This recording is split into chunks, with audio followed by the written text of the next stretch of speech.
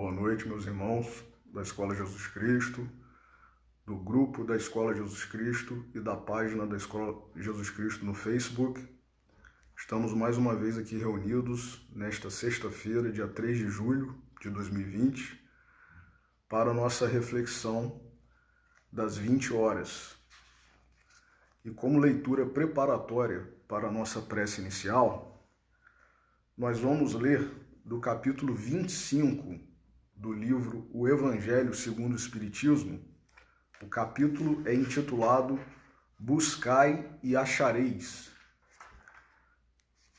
O item 6, que são trechos do Novo Testamento, e esse item 6 do Evangelho segundo o Espiritismo tem o título de Observai os pássaros do céu. Não acumuleis tesouros na terra, onde a ferrugem e os vermes os consomem, e onde os ladrões os desenterram e roubam. Acumulai tesouros no céu, onde nem a ferrugem nem os vermes os comem, porquanto onde está o vosso tesouro, aí está também o vosso coração. Eis porque vos digo, não vos inquieteis por saber onde achareis o que comer para sustento da vossa vida, nem de onde tirareis vestes para cobrir o vosso corpo. Não é a vida mais do que o alimento, e o corpo mais do que as vestes? Observai os pássaros do céu. Não semeiam, não ceifam, nada guardam em celeiros, mas vosso Pai celestial os alimenta. Não sois muito mais do que eles? E qual dentre vós o que pode, com todos os seus esforços, aumentar de um côvado a sua estatura? Porque também vos inquieteis pelo vestuário? Observai como crescem os lírios dos campos. Não trabalham nem fiam. Entretanto, eu vos declaro que nem Salomão, em toda a sua glória, jamais se vestiu como um deles. Ora, se Deus tem o cuidado de vestir dessa maneira a erva dos campos, que existe hoje e amanhã será lançada na fornalha, quanto maior cuidado não terá em vos vestir, ó homens de pouca fé. Não vos inquieteis, pois, dizendo que comeremos, ou que beberemos, ou de que nos vestiremos, como fazem os pagãos que andam à procura de todas estas coisas, porque o vosso Pai sabe que tendes necessidade delas. Buscai primeiramente o reino de Deus e a sua justiça, que todas essas coisas vos serão dadas de acréscimo. Assim, pois, não vos ponhais inquietos pelo dia de amanhã, porquanto o amanhã cuidará de si. A cada dia basta o seu mal. Vamos fazer a nossa oração inicial. Senhor Jesus, nosso Mestre, Deus, nosso Pai, amigos e benfeitores espirituais da nossa Escola Jesus Cristo, espíritos familiares e simpáticos, nossos anjos guardiães, pedimos a todos vós, nesta hora, a bênção, a intuição, a luz, para que, reunidos em Teu nome, Senhor, possamos apreender da melhor forma possível as lições que nos serão trazidas na noite de hoje e, como costumeiramente dizemos, antecipadamente gratos pela bênção, pela oportunidade, pedimos permissão para iniciar a reflexão da noite de hoje. Que assim seja.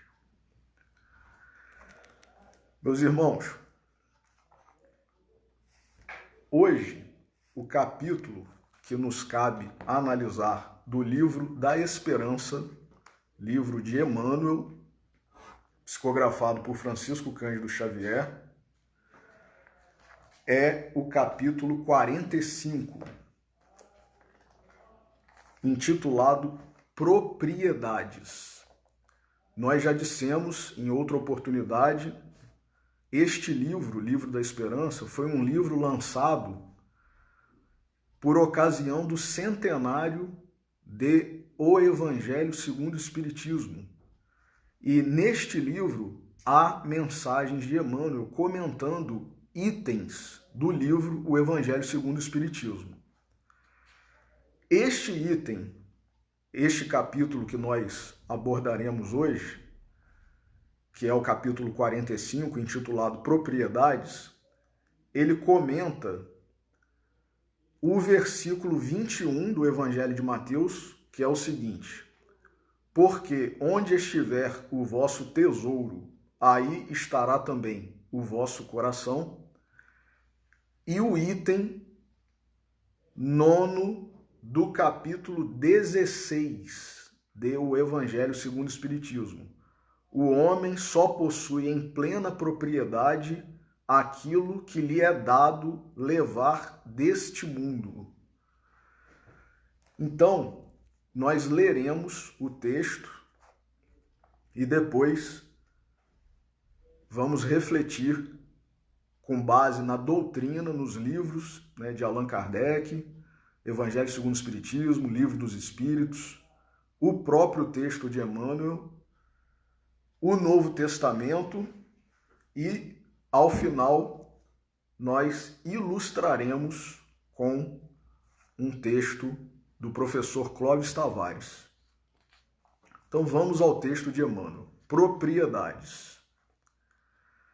Em tudo o que se refira à propriedade, enumera, acima de tudo, aquelas que partilhas por dons inexprimíveis da infinita bondade, e que, por se haverem incorporado tranquilamente ao teu modo de ser, quase sempre delas não fazes conta. Diariamente, recolhes com absoluta indiferença as cintilações da coroa solar a se derramarem por forças divinas no regaço da terra, transfigurando-se em calor e pão. No entanto, basta pequeno rebanho de nuvens na atmosfera para que te revoltes contra o frio. Dispões das águas circulantes, que em mananciais e poços, rios e chuvas, te felicitam a existência, sem que te lembres disso. E ante o breve empecilho do encanamento no recinto doméstico, entregas-te sem defesa a pensamentos de irritação. Flores aos milhares, na estrada e no campo, convidam-te da inteligência divina, conversando contigo pelo idioma particular do perfume. E em muitas circunstâncias, não hesitas esfacelá-las sob os pés, deitando reclamações se pequenino seixo te penetra o sapato. Correntes aéreas trazem de longe princípios nutrientes, sustentando-te a vida, e lhes consomes as energias, a feição da criança que se rejubila inconsciente e feliz no seio materno. E se o vento agita leve camada de pó, costumas acusar desagrado e intemperança. Possuis no corpo todo um castelo de faculdades prodigiosas, que te enseja pelas ogivas dos sentidos a contemplação e a análise do universo, permitindo-te ver e ouvir, falar e orientar, aprender e discernir, sem que lhe percebas, de pronto, o ilimitado valor. E dificilmente deixas de clamar contra os excedentes que assinalas no caminho dos semelhantes, sem refletir nos aborrecimentos e nas provas que a posse efêmera disso ou daquilo lhes acarreta a existência. Não invejes a propriedade transitória dos outros. Ignoras por que motivo a fortuna amoedada lhes aumenta a responsabilidade e requeima a cabeça. Sobretudo, nunca relaciones a ausência do supérfluo. Considera os talentos imperecíveis que já retens na intimidade da própria alma e lembra-te de que transportas no coração e nas mãos os recursos inefáveis de estender infinitamente os tesouros do trabalho e as riquezas do amor. Como eu costumo dizer, meus irmãos, que texto de Emmanuel. Emmanuel é, de fato, um professor muito amigo nosso e que trouxe, através do nosso Chico Xavier, que agora, no último dia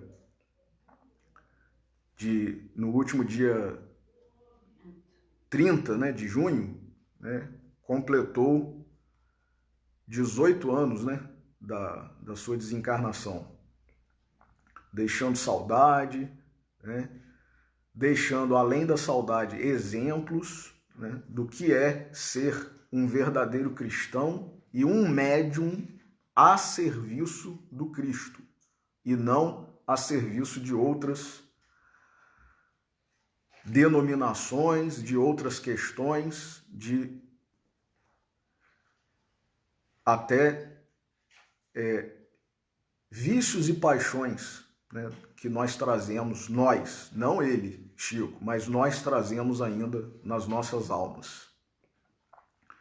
Então, Emmanuel enumera aqui nesse texto propriedades, porque muitos de nós, meus irmãos, costumamos, né, alegar desculpas, supostas justificativas para deixarmos de fazer, para deixarmos de colaborar na obra do Cristo, na seara do Mestre Jesus, né, e na obra da criação, como está no Livro dos Espíritos e no Evangelho segundo o Espiritismo.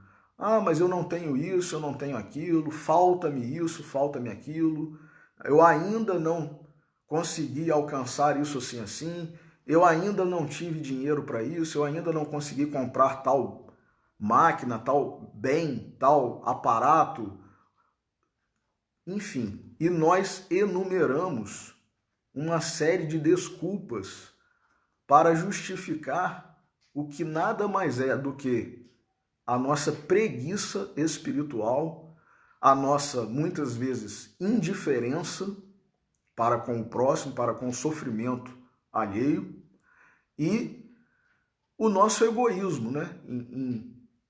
Em última análise, em verdade, o nosso egoísmo, né? E ficamos na nossa vidinha, no nosso mundinho, colham, né? ou lutem para resolver os seus problemas, já que não são meus ou nossos, né? Muitos de nós ainda pensamos assim. E alegamos essas desculpas, essas supostas justificativas, quando Emmanuel vem nos dizer que, na verdade, nós todos somos proprietários. E de muitas propriedades, não apenas uma ou duas. Nós temos inúmeras propriedades. E o que temos feito dessas propriedades? Porque no Evangelho segundo o Espiritismo está lá, propriedades da riqueza.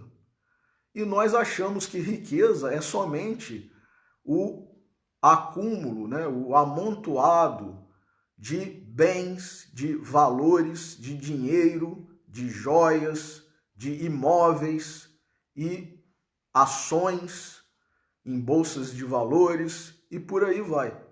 E na verdade não é. Isso, na verdade, não é riqueza. A riqueza verdadeira, Jesus veio nos ensinar, é aquilo, como disse Emmanuel aqui, aquilo que nós podemos levar desta vida material. E Jesus nos alertou em relação a isso.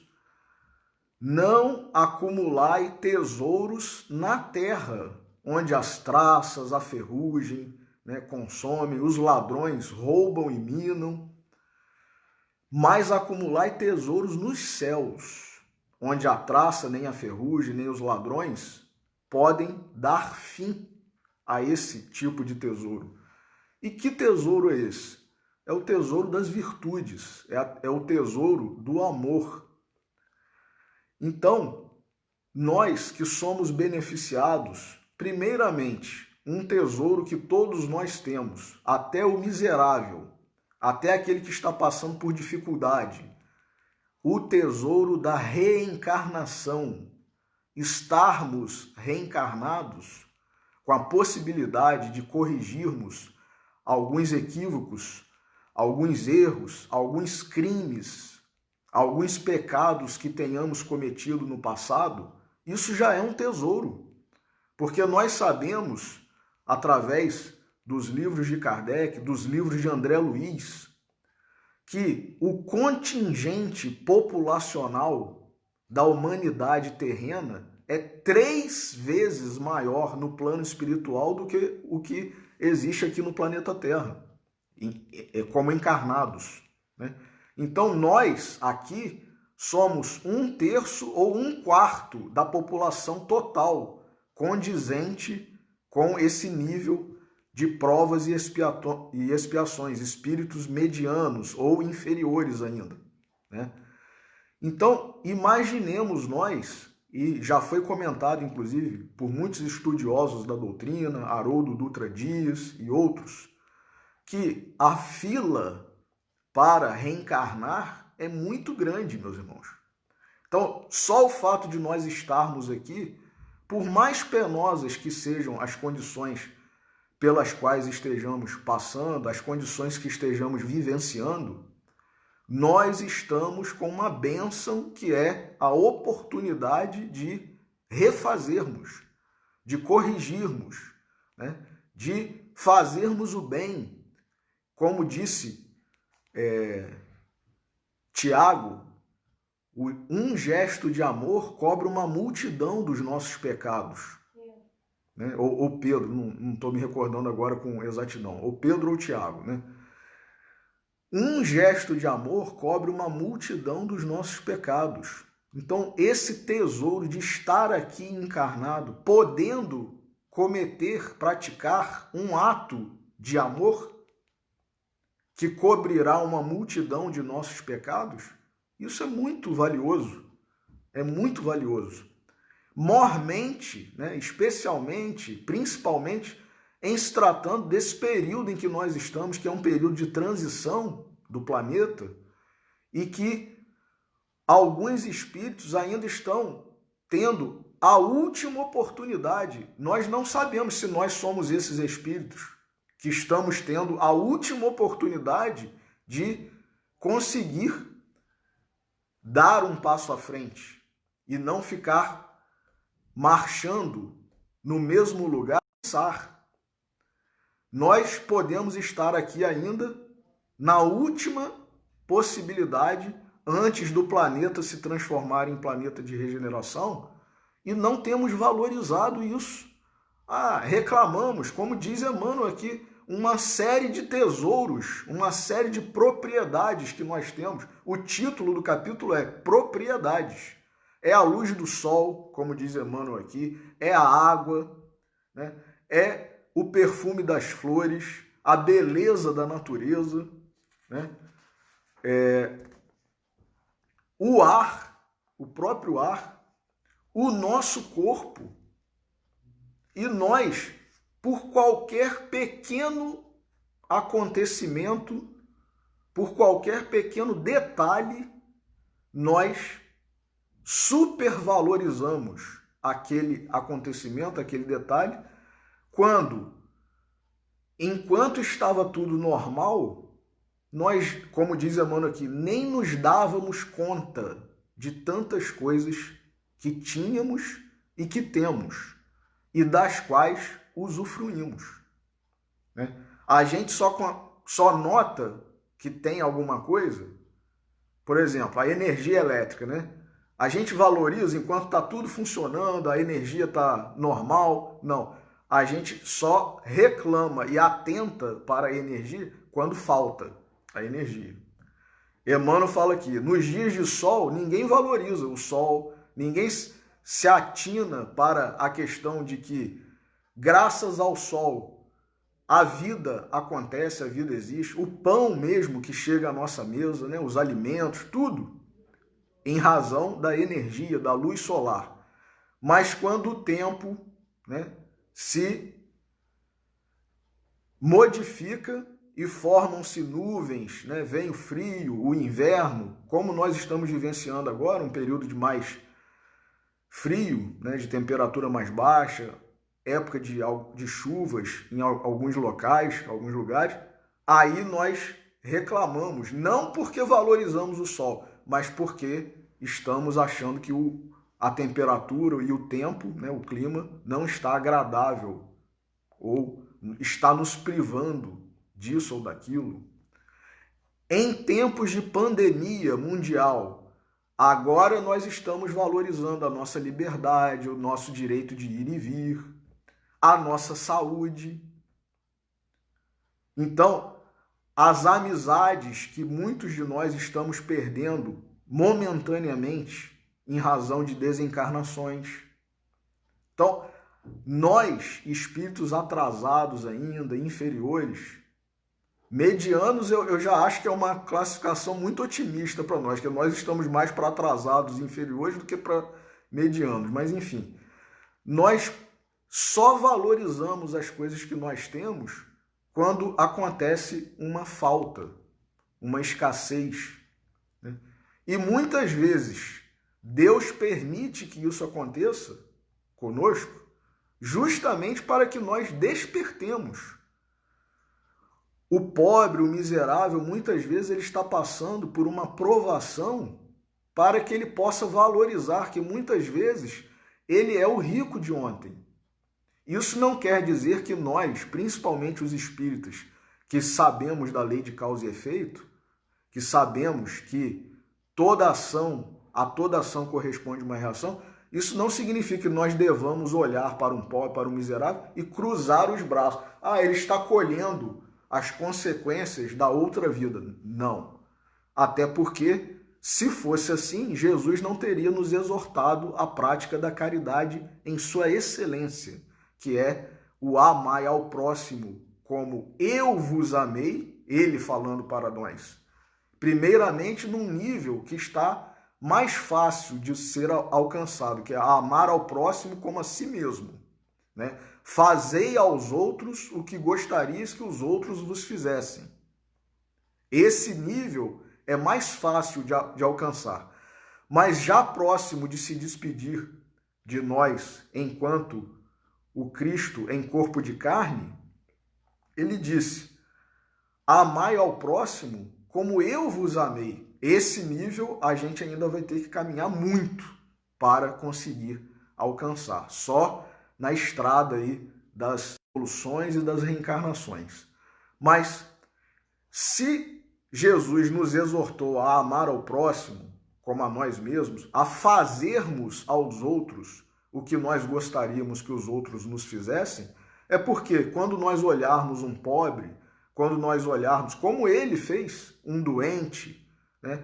Quando nós olharmos um morto, não morto biologicamente, porque nós não temos essa capacidade ainda, mas um morto espiritualmente, um morto moralmente, nós temos o dever, não como cristãos, como seres humanos, como filhos de Deus, independentemente do rótulo religioso, meus irmãos. Nós temos o dever de ajudar aquela pessoa.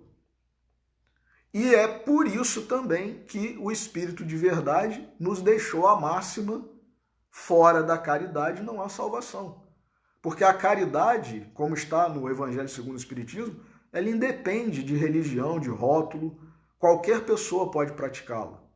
Então, isso não quer dizer, né, olhar um pobre, um miserável, um doente, um sofredor, qualquer que seja o grau ou a condição do seu sofrimento, porque não somente os pobres sofrem, os ricos também sofrem. Os ricos também estão mortos espiritualmente, muitas vezes. E devemos socorrer todos eles, levando uma palavra de esclarecimento, levando uma palavra de alento, levando uma palavra de consolação. E esses tesouros nós já temos, meus irmãos. Essas propriedades nós já temos. Nós já temos o Evangelho de Jesus, nós já temos a doutrina espírita, nós já temos todos esses livros que estão ao nosso alcance, que nos ajudam, que nos esclarecem. Então, que maravilha se nós pudermos, ainda mais hoje, com essa facilidade que nós temos de compartilhar, porque antigamente os livros eram escritos à mão, né, pergaminhos. Posteriormente, quando Gutenberg inventou lá a prensa, né, a máquina de fazer impressões, num primeiro momento, eram caríssimos os livros, poucas pessoas tinham acesso. Hoje já está muito barato, mas também há pessoas ainda que não têm condições de adquiri-los. Mas nós temos a internet. Não precisamos pagar nada para compartilhar um conteúdo, uma mensagem, para fazermos uma palestra, uma pregação. Então, isso é um dever acima de, para cristãos, um dever de humanidade. E todos nós já temos esses tesouros, né? Essas propriedades. Então, para que nós não precisemos passar pela privação de nada, porque Deus, Jesus, os espíritos benfeitores, eles não querem o nosso sofrimento, eles não se rejubilam com a nossa dor, com a escassez. Deus é o grande concessor. Mesmo quando nós dilapidamos o patrimônio espiritual que recebemos, como está na parábola do filho pródigo, Deus continua sendo aquele pai compassivo, que nos recebe de volta. E não pune o filho porque dilapidou os seus bens. Não. Reintegra-nos a família. Reintegra-nos a família. Coloca o anel no nosso dedo de filhos, sandálias nos nossos pés, dando-nos dignidade. Então, que nós não precisemos passar, não é pela privação somente do que haveremos de comer ou de beber ou de vestir, não. Isso aqui é pouca coisa. Isso é apenas uma existência corporal, que nós não precisemos passar pelas privações morais, pelas privações espirituais, para podermos valorizar o que temos recebido de Deus. Esses tesouros todos. A começar, como nós dissemos, pela reencarnação, por estarmos aqui com a possibilidade de refazermos, né, os nossos caminhos. E Emmanuel termina aqui dizendo: não invejes a propriedade transitória dos outros. Fulano tem muito dinheiro, fulano tem muito isso, fulano tem muito aquilo. Se eu tivesse o dinheiro que fulano tem, se eu tivesse os imóveis que fulano tem, se eu tivesse isso que fulano tem, se eu tivesse aquilo que fulano... E nós não invejamos apenas isso, não. Nós invejamos títulos. Se eu fosse doutor, se eu fosse mestre, se eu fosse pós-doutor, se eu tivesse uma faculdade, nada disso é necessário para nós fazermos o que nos cabe neste mundo. Isso são posses efêmeras. Como disse Célia Lúcius, no seu livro lá, 50 anos depois, que conta a sua história, né, de autoria de Emmanuel, nós não seremos perguntados pelos títulos que tivemos, pelos bens que tivemos, mas pelas lágrimas que secamos, pelas esperanças que levamos e consolações a quem estava desfalecente, né? Moribundo espiritual ou moralmente. Porque nós não conseguimos fazer muitas coisas que Jesus fez, apesar dele ter falado: vós podeis fazer tudo o que eu faço e muito mais. Mas o que nós podemos fazer, nós não fazemos. Nós somos egoístas, não partilhamos o que temos recebido, que pode ser pouco ou nada para nós, mas para o nosso irmão é muito. Um sorriso, muitas vezes, um copo d'água. Então, meus irmãos, esse item 6 do Evangelho segundo o Espiritismo, ele é seguido do item 7, que diz o seguinte, aí é um comentário de Kardec. Evangelho segundo o Espiritismo, capítulo 25, item 7. Interpretadas à letra, essas palavras seriam a negação de toda previdência, de todo trabalho e, conseguintemente, de todo progresso. Quais palavras, né? A quais palavras Kardec está se referindo? Olhai os lírios do campo, olhai as aves dos céus, não semeiam, não tecem, não fiam, e o Pai as alimenta, né? Nem Salomão se vestiu com tal glória, né? Ou em toda a sua glória como eles, os lírios do campo. Então, isso significa o quê? É o que Kardec está falando. Isso é a negação de toda a previdência, de todo o trabalho e, conseguintemente, de todo o progresso. Bom, Jesus falou, olhai as aves dos céus, os lírios dos campos, eu não preciso fazer nada, então, porque ele falou que eu valho mais do que uma ave, do que uma flor, então não preciso fazer nada. Deus proverá sim, e provê. Só que nós temos que fazer a nossa parte, é o que Kardec vai falar aqui. Com semelhante princípio, o homem, se nós interpretássemos da forma como Kardec está falando, não preciso fazer nada, né? Negando a previdência, o trabalho e o progresso que nos cabem, o homem limitar-se-ia a esperar passivamente. Não preciso fazer nada, que vai cair do céu o alimento, a roupa, né? A minha subsistência. Será que é isso? Suas forças físicas e intelectuais conservar-se-iam inativas. Então, como é que pode, né? Deus nos proveu de inteligência e força física, habilidades, para nada? Para nós não usarmos? Continua Kardec, se tal fora a sua condição normal na Terra, jamais houvera ele saído do estado primitivo. Se nós estivéssemos dessa forma desde que começamos a habitar o orbe terrestre, nós estaríamos ainda lá como selvagens, bárbaros, primitivos, homens das cavernas.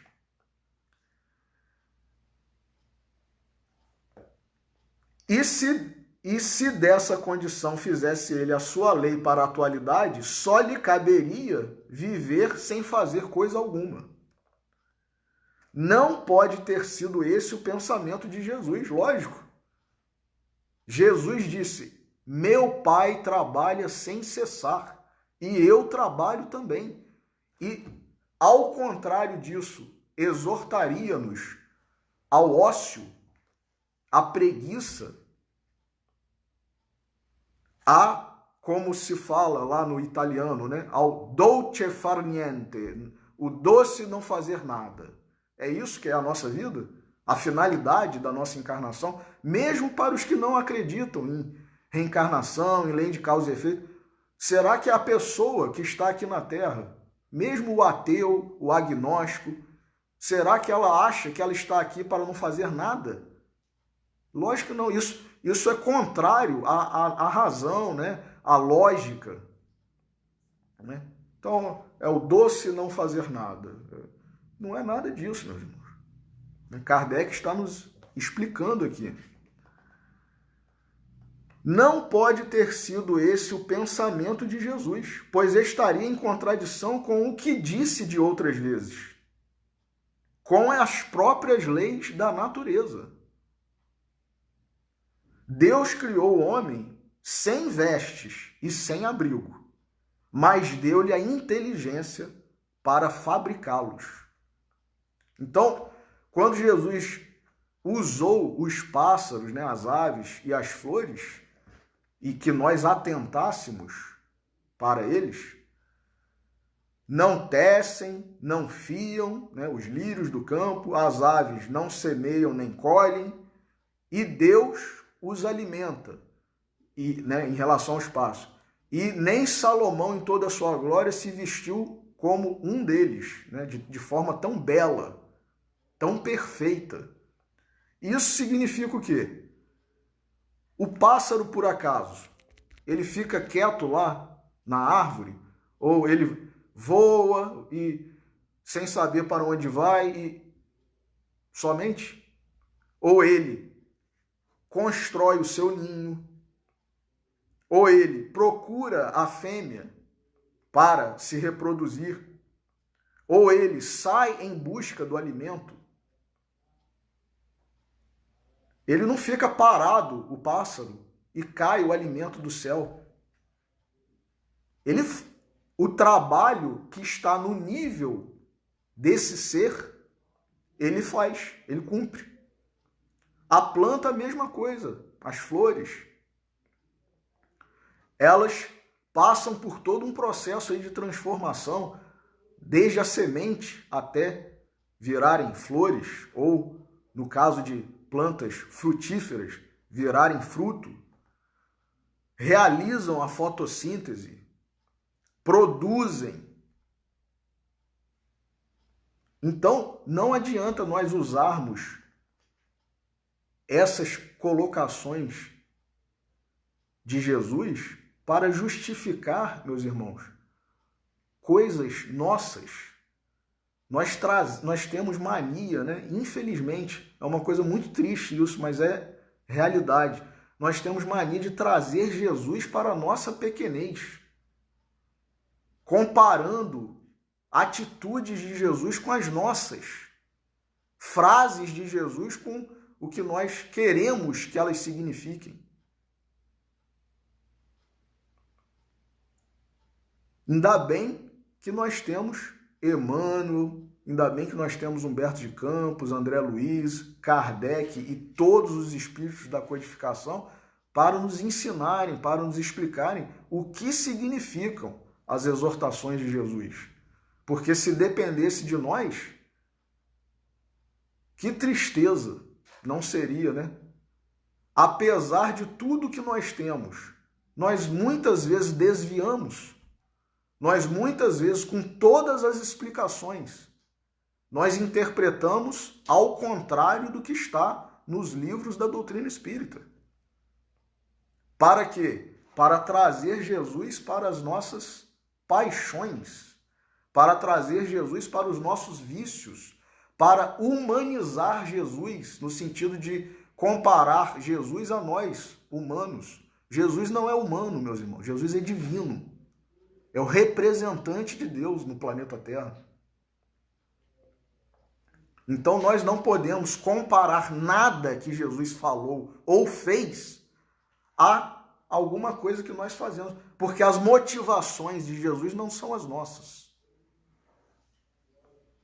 Nada do que Jesus fez pode ser comparado ao que nós fazemos, ao que nós falamos, porque as motivações de Jesus não são as nossas. Então, continua Kardec aqui. Não se deve, portanto, ver nessas palavras mais do que uma poética alegoria da providência, que nunca deixa ao abandono os que nela confiam, querendo, todavia, que esses, por seu lado, trabalhem, nós sabemos, está no livro dos Espíritos. As leis de Deus, ou as leis morais, uma delas é a lei do trabalho. É a lei do trabalho. Então, continua Kardec aqui. Se ela nem sempre acode com um auxílio material, inspira ela quem? A providência divina. Se ela, a providência divina, nem sempre acode, socorre com um auxílio material, ou seja, se existe privação no nosso planeta, a par disso, né? Apesar disso, paralelamente a isso, inspira a providência divina, Deus, inspira as ideias com que se encontram os meios de sair da dificuldade. Todos nós somos dotados de inteligência. Ah, mas ele não teve oportunidade, ele não teve isso. Bom, quem lê o Livro dos Espíritos nas questões, por exemplo, no capítulo 3º da segunda parte, que fala sobre a lei do trabalho, depois, no capítulo 9º da segunda parte, que fala da lei de igualdade, desigualdades sociais, desigualdade das riquezas, vai se esclarecer em relação a isso. Vai se esclarecer em relação a isso. O que nós passamos aqui é fruto de nós mesmos. Existe, sim, a colaboração de um ou de outro, que nós, muitas das vezes, como está inclusive no Livro dos Espíritos, atribuímos ao que denominamos sociedade, né? A sociedade e tal. Bom, a sociedade, muitas vezes, ela está representando uma pessoa ou algumas pessoas que são, muitas vezes, detentoras de uma riqueza muito grande e que, em vez de usarem essa riqueza em benefício do próximo, usam-na cada vez mais para se enriquecerem cada vez mais e para usufruírem, né, gozarem as belezas, as maravilhas da riqueza. Então, exploram, né, subjugam, corrompem, né? Então, nós vemos pessoas riquíssimas, empresários, milionários, bilionários, que não se satisfazem com o que já têm, querem cada vez mais. Cada vez mais, cada vez mais, cada vez mais. E aí, Flávio, como psiquiatra, os irmãos aí da área da psicologia, podem, com muito mais propriedade, né, explicar ou refletir, né, e nos ajudar a entender essas que nós podemos chamar de verdadeiras patologias. Porque isso não pode ser o normal, né, o saudável de uma personalidade que está administrando uma riqueza e querer cada vez mais, sem fim. Mas, então, continua Kardec aqui. Deus conhece as nossas necessidades e elas provê, como for necessário. Quer dizer, como for necessário. O homem, porém, olha o que nós acabamos de falar, insaciável nos seus desejos, nem sempre sabe contentar-se com o que tem. O necessário não lhe basta. Reclama o supérfluo. Poucos de nós, meus irmãos, poucos de nós, nos satisfazemos com o necessário. A maioria de nós já foi, ou é ainda, consumista. Nós consumimos mais do que precisamos, em verdade. Nós desperdiçamos, muitas vezes, por não usarmos, por termos comprado, adquirido sem precisar de verdade, sem muitas vezes caber uma roupa menor ou maior do que o nosso manequim. Uma comida que nós sabemos que nós não vamos tão cedo consumir, um alimento, né? E por aí vai. Perfumes, roupas, imóveis, carros, livros. Tem gente que compra livro para enfeitar a estante. Não se dá o trabalho de ler o livro, é só para enfeitar. Então, CDs, música, né? Eu conheço pessoas que compram 2, 3 CDs do mesmo tipo. Mas por quê? Sabendo? Não, porque esqueceram que tinham já aquele CD. Comprou a segunda vez, passado um tempo. Comprou a terceira vez. Quando foi colocar na estante lá na sua discoteca e já tinha esse CD 2 vezes. Então, a irmã Aila, uma vez quando veio à Escola Jesus Cristo aqui em Campos, ela falou sobre isso.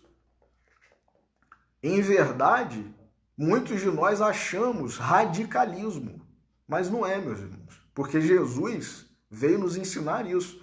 Enquanto nós estivermos vivendo uma vida em que haja supérfluo e ao nosso lado tem um irmão passando necessidade que não tem o necessário, nós estamos sendo iníquos. Então isso é muito sério. E a maioria de nós, infelizmente, está nessa condição. Poucos espíritos missionários que se destacam da maioria de nós é que conseguem alcançar esse nível de desprendimento. É um Francisco de Assis, é um Chico Xavier, é uma Madre Teresa de Calcutá, uma Irmã Dulce. Nós, em algum momento das nossas vidas, nós ou fomos ou estamos sendo consumistas, né, exagerados, é uma espécie de bulimia do consumo, né? Nós compramos e depois expurgamos. É uma patologia isso. É uma patologia nossa. Não é só em relação ao alimento, não. Em relação a tudo. Então, continua Kardec aqui.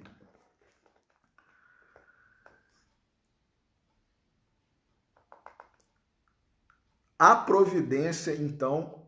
Bom, a gente, então, muitas vezes, né? O homem, porém, insaciável nos seus desejos, nem sempre sabe contentar-se com o que tem. O necessário não lhe basta. Reclama o supérfluo. Jesus nos ensinou na oração do Pai Nosso. O pão nosso de cada dia dá-nos hoje. Nós queremos o quê? O pão, a manteiga, o queijo, o presunto, o leite, o café, o chocolate, a geleia e por aí vai. E Jesus nos ensinou, o pão nosso de cada dia dá-nos hoje. A providência, então, o deixa entregue a si mesmo. Tem um outro capítulo aqui no Evangelho segundo o Espiritismo que Kardec deu o título de Buscai e achareis, e nesse capítulo ele fala, ajuda-te que o céu te ajudará. Essa frase é de Kardec, ajuda-te que o céu te ajudará. Mas ela resume as exortações que Jesus nos fez em relação a batei e abrir-se-vos-á, buscai e achareis. E a outra, terceira, é pedi e obtereis. Pedi e obtereis. Batei e abrir-se-vos-á. Buscai e achareis. Ou seja, nós temos que fazer a nossa parte. E aí sim, o céu, né, a providência divina, Deus, Jesus, os bons espíritos nos ajudarão. E aí Kardec resumiu com ajuda-te que o céu te ajudará. Não adianta nós não nos ajudarmos, não fazermos a nossa parte e pedirmos, né, orarmos a Deus para que Ele nos ajude, que Ele nos provenha do que nós precisamos. Não adianta, meus irmãos. Nós temos que fazer a nossa parte. Ou seja, como diz Kardec aqui, a providência, então, o deixa entregue a si mesmo. Frequentemente, ele se torna infeliz por culpa sua e por haver desatendido a voz que, por intermédio da consciência, o advertia. Nesses casos, Deus fala sofrer as consequências, a fim de que lhe sirvam de lição para o futuro. Então, muitas vezes a pobreza, a miséria, não é apenas o fruto, o reflexo da sociedade ou do egoísmo dos outros. Ela é alimentada por isso. Mas quem causou, quem originou aquela situação? Foram os outros? Foi a sociedade ou fomos nós mesmos? Muitas vezes, inclusive, como está no Livro dos Espíritos, nós pedimos uma experiência de privação, porque não soubemos utilizar os tesouros da riqueza material em outras encarnações. E quando chegamos aqui, murmuramos. Está lá no Livro dos Espíritos.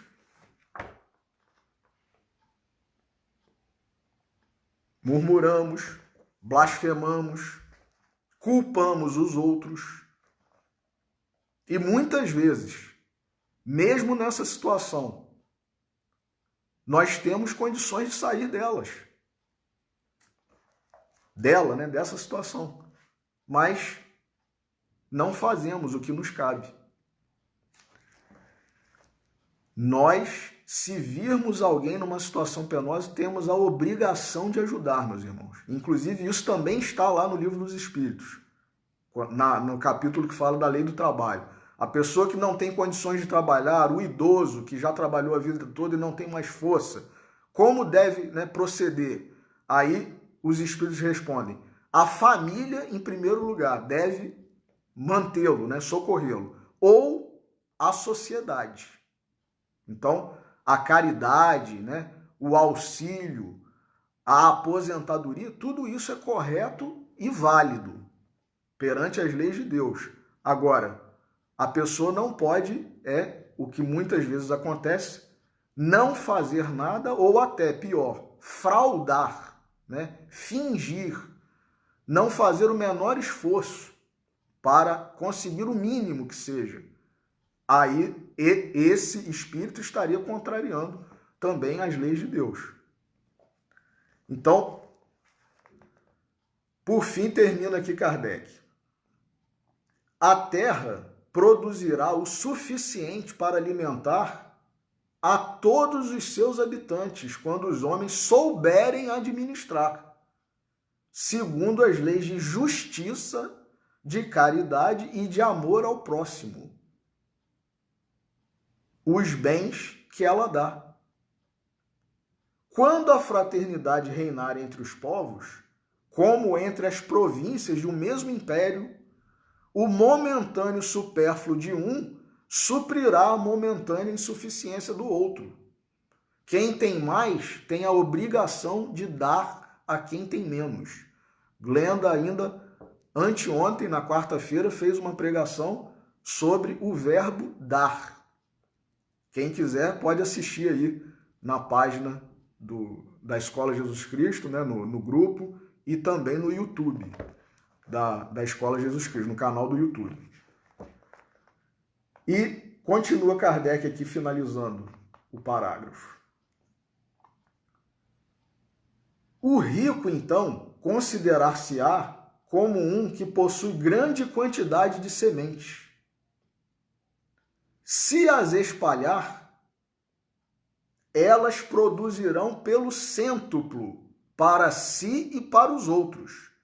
Aqui nós temos duas referências, né, às parábolas que Jesus contou. do rico insensato, o rico, então, considerar-se-á como um que possui grande quantidade de sementes. E a parábola do semeador. A parábola do semeador. Porque diz aqui, se as espalhar, elas produzirão pelo cêntuplo. Na parábola do semeador, Jesus fala, na terra boa, os grãos, as sementes que caíram, produziram uma a 30, outra a 60 e outra a 100, o que havia sido inicialmente fornecido para elas. Então, olha que maravilha a multiplicação, né, que também tem a ver com a parábola dos talentos, né? O que nós temos recebido. E nós, meus irmãos, eu quero crer que nós não somos um ou outro tipo de terreno, não. Nós somos todos os terrenos, dependendo do momento da vida em que nós estamos. Numa mesma encarnação, nós podemos ser o terreno de beira de estrada, que somos indiferentes à semente, o terreno espinhoso, o terreno pedregoso ou o terreno bom, a terra fértil, dependendo do momento da vida em que nós estamos, da maturidade que nós alcançamos. Então, trabalhemos para que nós sejamos mais parte do tempo da nossa vida a terra boa. E pouco tempo, ou nenhum, se possível, os outros terrenos todos. Então, Kardec fala aqui, ó. Se, entretanto, comer sozinho as sementes, se as desperdiçar e deixar-se perca o excedente do que haja comido, nada produzirão, e não haverá o bastante para todos. E quantos celeiros nós temos visto hoje que perdem a sua produção por questões puramente negociais. Ah, não vou vender por tanto, a minha produção tem que melhorar isso e tal, não sei o que. Enfim, e fica aquela disputa entre comprador e vendedor e perde-se a produção. Uma quantidade enorme, toneladas de grãos, de trigo, de milho, de soja, litros de leite. Quantas vezes nós vemos aí sendo jogados fora porque não conseguiu vender a tal preço, não sei o quê. Quer dizer, isso é o cúmulo do absurdo, é o cúmulo do egoísmo, é o cúmulo da indiferença. Existe condição do planeta produzir para todos. Agora, é o que Kardec está falando aqui. Enquanto estivermos com o egoísmo exacerbado em nossos corações, acontecerá esse tipo de coisa. As desigualdades. Jesus falou, os pobres sempre os tendes convosco, mas a mim nem sempre me tendes. Então, quando que vai deixar de haver pobre? Quando nós tivermos Jesus no nosso coração, de verdade. Enquanto nós estivermos nesse nível espiritual, nesse nível sentimental, nesse nível moral, vai continuar do jeito que está. Não adianta tal modelo político, tal modelo econômico, nada disso resolve. Porque o que a gente precisa é Jesus no coração. Viver o Evangelho. Viver os ensinamentos de Jesus. Viver segundo a lei de justiça, de amor e de caridade. Esse trecho do Evangelho que nós lemos no início, ele termina dizendo: buscai primeiro as coisas de Deus e a sua justiça, e todas as outras coisas vos serão acrescentadas. A gente faz o contrário. A gente busca todas as outras coisas e quer o acréscimo de Deus, da justiça divina. A gente está andando na contramão, meus irmãos. Então termina Kardec aqui. Se, entretanto, comer sozinho as sementes, se as desperdiçar e deixar-se perco o excedente do que haja comido, nada produzirão e não haverá o bastante para todos. Se as amontoar no seu celeiro, olha a parábola do rico insensato, os vermes as devorarão. Daí o haver Jesus dito, não acumuleis tesouros na terra, pois que são perecíveis. Acumulai-os no céu, onde são eternos. Em outros termos, não ligueis aos bens materiais mais importância do que aos espirituais. E sabeis sacrificar os primeiros aos segundos. Quer dizer, a gente tem que saber sacrificar os bens materiais em proveito dos espirituais, em nome da caridade. É se desprender mesmo do egoísmo, desapegar-se das coisas materiais. A caridade e a fraternidade não se decretam em leis. Meus irmãos, olha que frase maravilhosa de Kardec. Não adianta um regime de governo impor isso. Isso tem que brotar do coração, tem que ser voluntário. É o livre-arbítrio, meus irmãos. Não adianta igualdade imposta. A igualdade acontecerá quando nós praticarmos a igualdade e não nos submetermos à igualdade. Se uma e outra não estiverem, olha o que Kardec diz, no coração, a caridade e a fraternidade, o egoísmo aí sempre imperará. Cabe ao espiritismo fazê-las penetrar no coração do homem. E aí, o capítulo do livro de Jesus para os que sofrem, do professor Clovis, Carta a Dionísio, para encerrar a nossa reflexão, porque o principal versículo da reflexão de hoje é: onde estiver o teu tesouro, aí estará o vosso coração.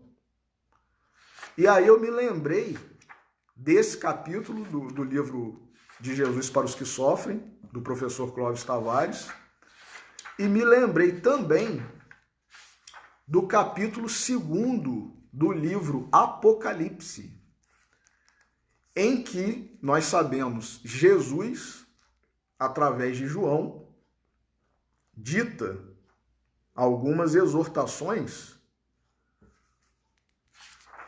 a todos os cristãos, né? Naquela época representados por algumas igrejas. E ele, Jesus, através da mediunidade de João, ele adverte no início do capítulo 2º de Apocalipse a igreja de Éfeso, dizendo o seguinte: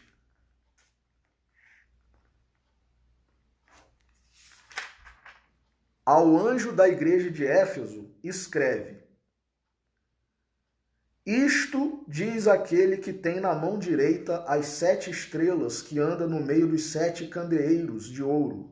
Conheço as tuas obras, e o teu trabalho e a tua perseverança, e que não podes suportar os maus e que puseste à prova os que se dizem apóstolos e não o são, e os achaste mentirosos. Tens perseverança, e por causa do meu nome sofreste, e não desfaleceste. Tenho, porém, contra ti que deixaste o teu primeiro amor. Este é o versículo 4º do capítulo 2º do livro Apocalipse. Tenho, porém, contra ti que deixaste o teu primeiro amor. E como o versículo principal da reflexão de hoje é: onde estiver o vosso coração, aí estará o vosso tesouro, o capítulo 11 do livro de Jesus para os que sofrem, de Clóvis Tavares. Carta a Dionísio. Epígrafe. Vinde a mim todos os que estáis cansados e oprimidos, e eu vos aliviarei. Tomai sobre vós o meu jugo, e aprendei de mim, que sou manso e humilde de coração, e encontrareis descanso para as vossas almas, porque o meu jugo é suave e o meu fardo é leve. Jesus, no Evangelho de Mateus, capítulo 11, versículos 28, 29 e 30. Quando parti para a Califórnia, procurei um livro que me desse informações sobre a viagem. O que encontrei me explicou que, saindo do estado de Illinois, eu deveria atravessar o rio Mississippi, depois do Missouri, entrar no Nebraska, transpor depois as montanhas rochosas até a cidade de Salt Lake, deixar atrás a Serra Nevada e assim atingir São Francisco. As informações eram exatíssimas, em todos os pormenores relativos à viagem. Eu teria sido um cético muito desatinado se, depois de perceber que as informações eram exatas para boa parte da viagem, deixasse de crer naquelas que me orientariam no resto da jornada.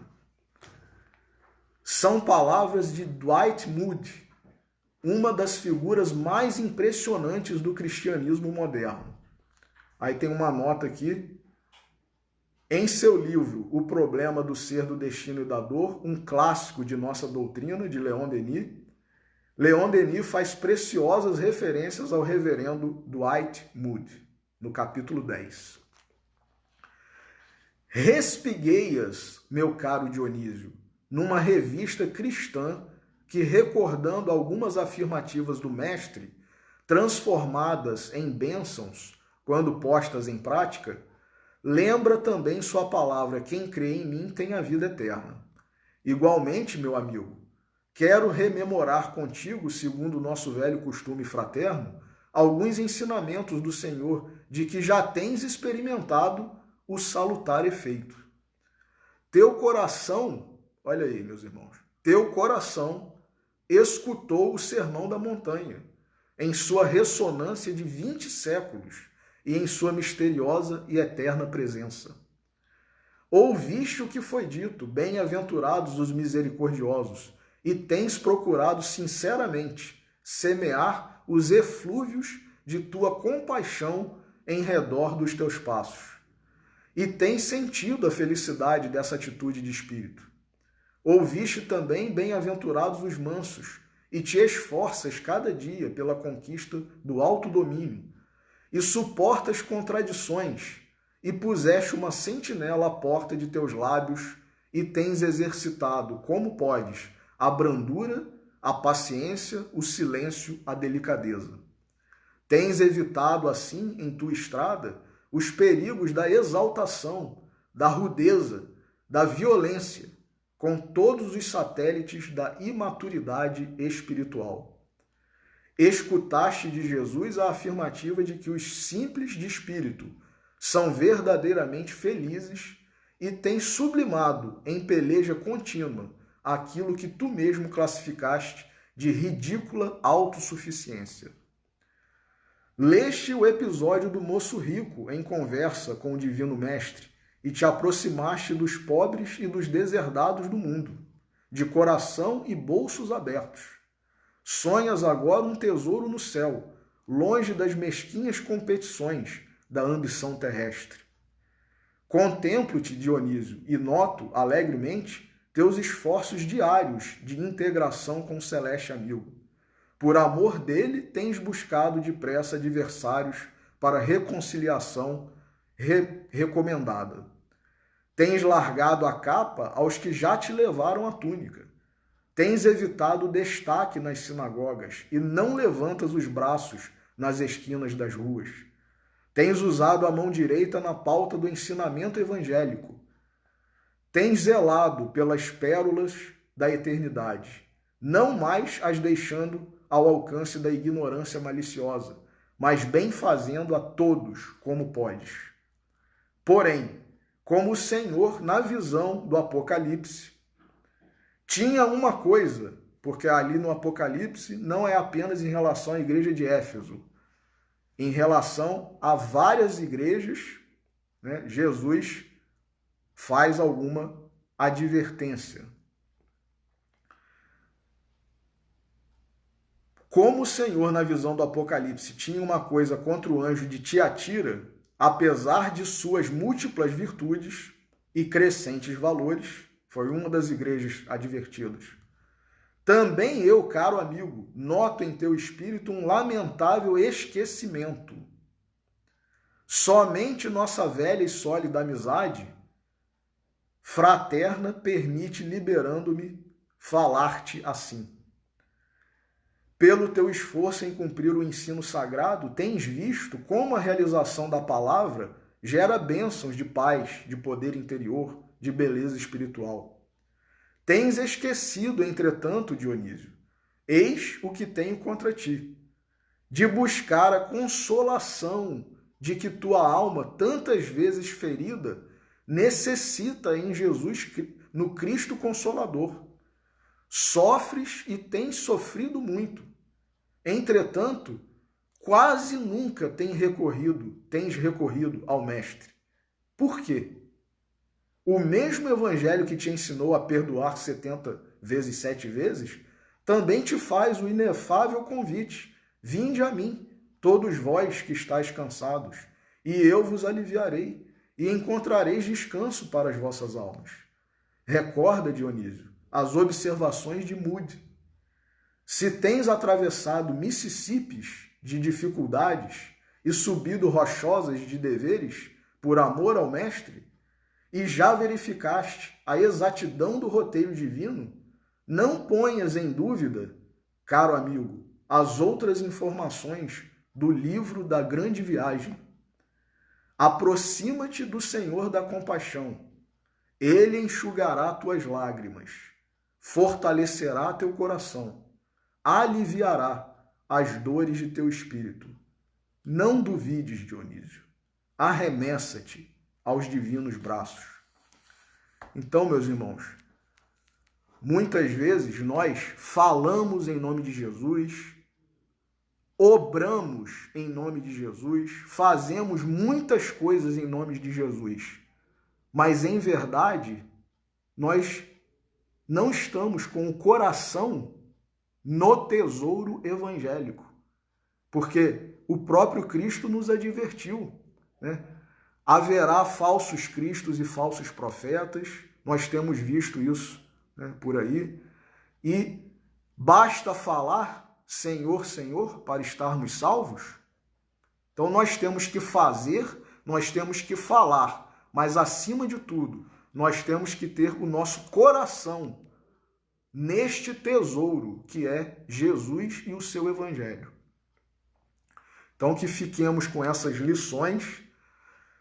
Peço perdão por ter avançado um pouco a hora, mas reflitamos, sejamos humanos acima de qualquer rótulo, sejamos caridosos, colaboremos com a nossa parte na obra da criação, na seara evangélica de Jesus, e que nós possamos produzir, né, a 30, a 60 ou a 100, de acordo com a nossa capacidade, essas sementes maravilhosas que nós temos recebido.